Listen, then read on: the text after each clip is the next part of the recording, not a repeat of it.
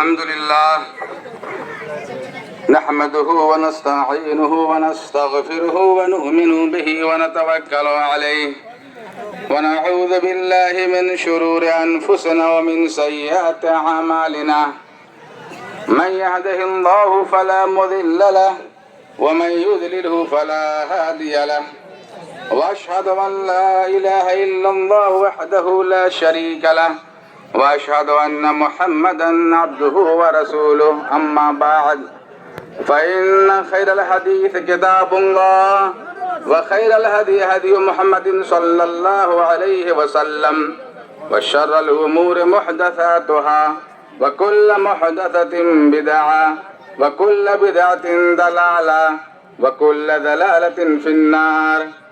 أعوذ بالله من الشيطان الرجيم. بسم الله الرحمن الرحيم. يا أيها الذين آمنوا اتقوا الله حق تقاته ولا تموتن إلا وأنتم مسلمون.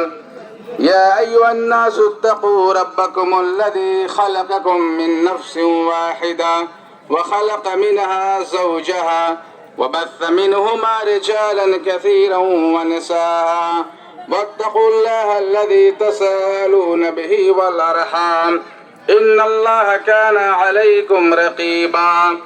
يا أيها الذين آمنوا اتقوا الله وقولوا قولا سديدا يصلح لكم أعمالكم ويغفر لكم ذنوبكم ومن يطع الله ورسوله فقد فاز فوزا عظيما. رب اشرح لي صدري ويسر لي أمري واحلل عقدة من لساني يفقهوا قولي رب زدني علما. سامعین کرام، حاضرین عید، دینی ملی بھائیوں، بزرگوں اور دوستوں، آج ہم سب کے لیے بڑی ہی خوشی، مسرت و شادمانی کی بات ہے کہ آج ہم سب ذی الحجہ کی 10 تاریخ کو دوگانہ ادا کر کے عیدگاہ میں موجود ہیں اور خطبہ سماعت فرما رہے ہیں۔ آج ہم سب کے لیے خوشی اور مسرت کا دن ہے، تہوار کا دن ہے۔ اللہ کے نبی صلی اللہ علیہ وسلم نے ہم مسلمانوں کو بطور تہوار اور عید سال میں 2 دن عطا کیے ہیں منانے کے لیے۔ ایک رمضان المبارک کے خاتمے پر یکم شوال کو دوگانہ ادا کرتے ہیں، ایک دوسرے کو مبارکبادی پیش کرتے ہیں، عید کی خوشیاں مناتے ہیں، اور دوسرا جو دن ہے وہی آج کا دن ذی الحجہ کی 10 تاریخ کا دن ہے جسے عید الاضحیٰ کہتے ہیں۔ یکم شوال کو جو مناتے ہیں اسے عید الفطر کہتے ہیں، اور 10ویں ذی الحجہ کو جو خوشی مناتے ہیں، تہوار مناتے ہیں، دوگانہ ادا کرتے ہیں، اسے عید الاضحیٰ کہتے ہیں۔ آج عید الاضحیٰ کا دن ہے۔ یہ ابراہیم علیہ السلام کی سنت کو تازہ کیا جاتا ہے۔ ابراہیم علیہ السلام کی جو سنت ہے، قربانی کی سنت، کہ ابراہیم علیہ السلام اپنے بیٹے اسماعیل علیہ السلام کی قربانی پیش کی تھی، اسی کی یاد میں، اسی یاد کو تازہ کرتے ہوئے آج مسلمان جانوروں کی قربانیاں پیش کرتے ہیں۔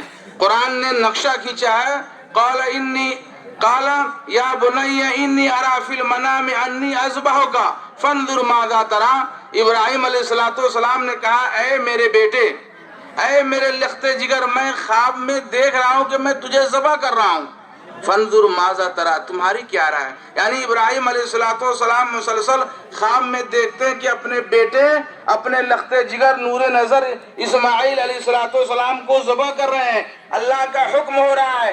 لیکن دیکھیے باپ کی محبت، شفقت، کہ اپنے بیٹے کو بغیر بتائے ہوئے ذبح نہیں کرنے جا رہے ہیں، بلکہ ابراہیم علیہ السلام نے بھی اپنے بیٹے اسماعیل علیہ السلام سے پوچھا کہ اے میرے بیٹے، میں خواب میں دیکھ رہا ہوں، اللہ کا حکم ہو رہا ہے کہ میں تجھے ذبح کر رہا ہوں، تمہاری رائے کیا ہے؟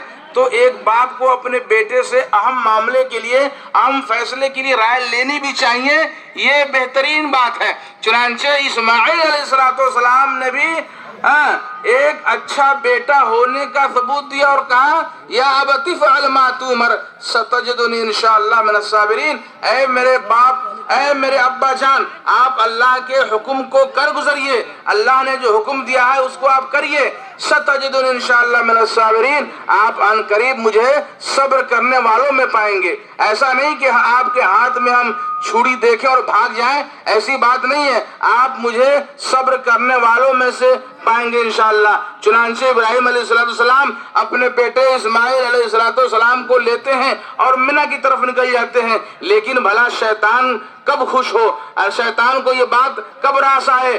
شیطان تو نہیں چاہتا ہے کہ اللہ کی فرمانبرداری ہو، اللہ کے حکم کی تعمیل ہو، چنانچہ شیطان بہکانے لگا، محبت یاد دلانے لگا، اور کبھی ابراہیم علیہ السلام کو بھڑکاتا ہے تو کبھی حاجرہ علیہ السلام کو کہ دیکھو یہ چھوٹا سا بچہ، ننھا منا بچہ، اس کو ذبح کر دو گے، کیا تمہیں محبت نہیں ہے؟ کیا تمہارے دل میں شفقت نہیں ہے؟ یعنی شیطان تو ہر اچھے کام کے پیچھے پڑا رہتا ہے، بھڑکاتا ہے۔ چنانچہ ابراہیم علیہ السلام پتھر لیا اور مار دیا، بھاگ گیا، پھر آگے بڑھے، پھر شیطان آیا، پھر بہکایا، پھر بھڑکایا، پھر پتھر اٹھایا مار دیا، پھر آگے بڑھے، اس طرح سے 3 دفعہ یہ واقعہ پیش آیا، اور اسی کنکری مارنے کی سنت کو بھی اللہ تعالیٰ نے حاجیوں کے ساتھ کنیکٹ کر دیا۔ چنانچہ حجاج کرام جب مکہ جاتے حج کرنے کے لیے تو ذی الحجہ کی 10 تاریخ کو جمرات پر جاتے ہیں اور شیطان کو کنکری مارا جاتا ہے۔ یہ حج کے واجبات میں شامل کر دیا کہ جمرات پر جانا اور شیطان کو 7 کنکری مارنا، 10 تاریخ کو، 11 تاریخ کو تینوں شیطان کو کنکری مارنا، 12 تاریخ کو کنکری مارنا، 13 تاریخ کو کنکری مارنا۔ یہ ابراہیم علیہ السلام کے اس عمل کو حج کے اعمال میں شامل کر دیا گیا۔ بہرحال آج یہ قربانی کا دن ہے، ذی الحجہ کی 10 تاریخ ہے۔ قربانی کے تعلق سے بھی اللہ تعالیٰ نے قرآن کے اندر ارشاد فرمایا لَن يَنَالَ اللَّهَ لُحُومُهَا وَلَا دِمَاؤُهَا وَلَكِنْ يَنَالُهُ التَّقْوَى مِنْكُمْ، کہ ہم سب جو قربانی کرتے ہیں جانوروں کی قربانی، اس کا گوشت تو دنیا ہی میں رہ جاتا ہے، اس کا خون تو دنیا ہی میں رہ جاتا ہے، اللہ کے یہاں نہیں پہنچتا ہے، نہ جانور کا خون پہنچتا ہے، نہ جانور کا گوشت پہنچتا ہے، کیا پہنچتا ہے؟ ہمارا اور آپ کا تقویٰ پہنچتا ہے، کہ کون بندہ کس نیت کے ساتھ قربانی ذبح کر رہا ہے، چاہے اس کا جانور کم قیمت والا ہو یا مہنگا ہو، اس سے بحث نہیں ہے۔ اللہ تعالیٰ ہمارے دلوں کو دیکھتا ہے، ہمارے اخلاص کو دیکھتا ہے، ہمارے تقویٰ کو دیکھتا ہے کہ کس شخص کے دل میں کتنا اخلاص ہے، کس شخص کے پاس کتنا تقویٰ ہے، کس شخص کے پاس کتنی طہارت ہے، کس شخص کے پاس